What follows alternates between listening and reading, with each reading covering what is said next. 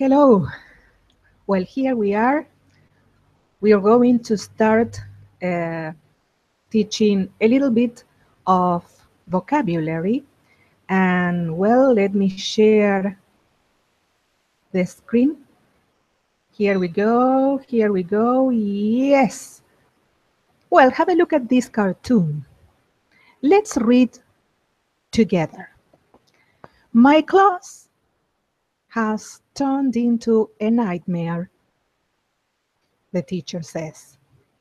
Sounds familiar. Anyway, they are so rude and refuse to follow the rules. I wish I could start the year over and set a different tone. And the colleague says, here, take this advice and have your class stare at it. And hit the button. Just make sure you put these glasses on first. What is this thing? It is called a neuralizer. With just a flash of light, this baby can erase one's memory. A buddy of mine that works some fancy top-secret government job let me borrow it. You really think this thing works? Trust me, I know it does. I have to use it on my wife all the time. Piece of joke here, but I'd like you to pay attention to specific phrases from this text. For example, my class has turned into a nightmare. Another phrase, follow the rules. I wish I could. Start something over, in this case the year. Start over is the phrase.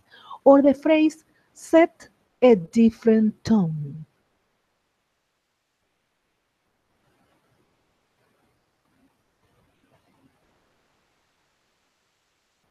Let me see. Here we go, here we go. Yes, here we are. I will try to explain something. I asked you to pay attention to those phrases because they are what we call in English chunks of language, collocation phrases. The collocation phrases are called like that because they are pieces of language, pieces of words that go together. They have to go together. They collocate. They collocate. So sometimes it is really useful to teach language in chunks, in blocks. They are ready-made phrases, and that helps a lot with the understanding of the concept. Sometimes it is more difficult for students to remember words by word. So if they try to remember the phrases, perhaps that makes their lives easier. Let's continue with the comic. Here we go, here we go. Yes. More phrases. Hit the button. Make sure. Make sure is another phrase. Make sure. Put these glasses on. Put the t-shirt on. Wear it. Put the makeup on. More examples. Let's continue. Flash of light, another ready-made phrase. Do you really think this works? Do you think that this works? Trust me, I know it does. They are phrases that come together, and they are called chunks of language. More examples. We say heavy rain. When it rains a lot, we say heavy rain. we talk about sweet dreams. Or sometimes we make big mistakes.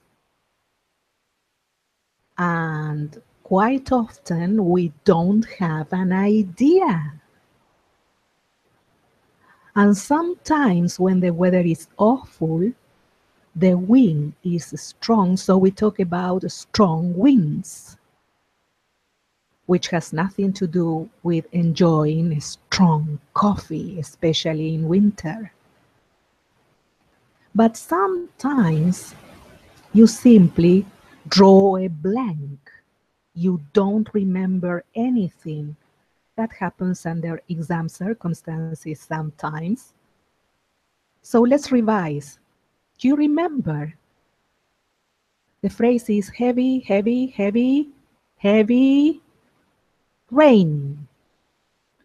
Let's continue. Let's see how good your memory is.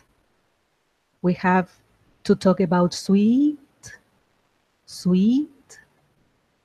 dreams. So let's have sweet dreams from this evening on. Sometimes we make big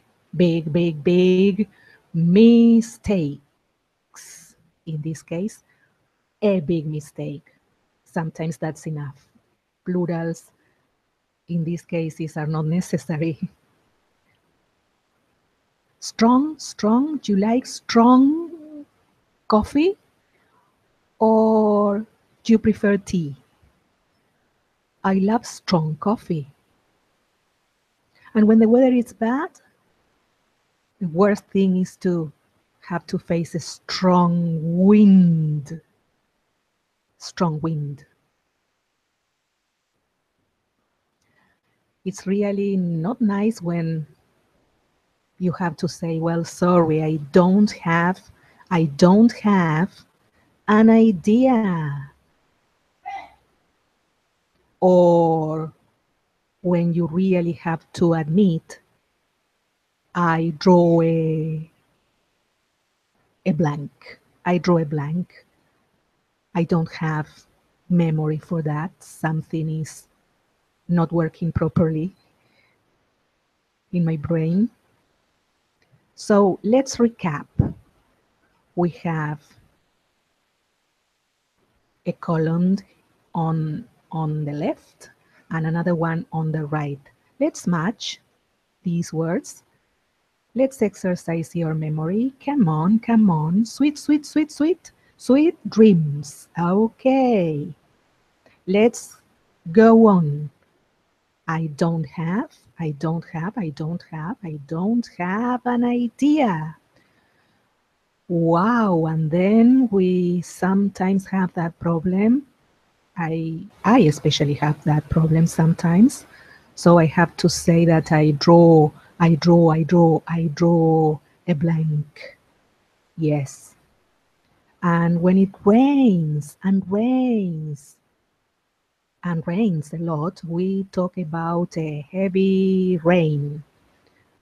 What else can be strong? Strong coffee, right? And nothing to do with coffee, but with the bad weather. Yes, that's the strong wind. And sometimes you and me and everybody make a big mistake. That's it. So let's see if we can say goodbye for just a couple of days until we meet again with more chunks of language, with more vocabulary. Well, I will be sending you some practice exercises, and that's all for the moment. Bye.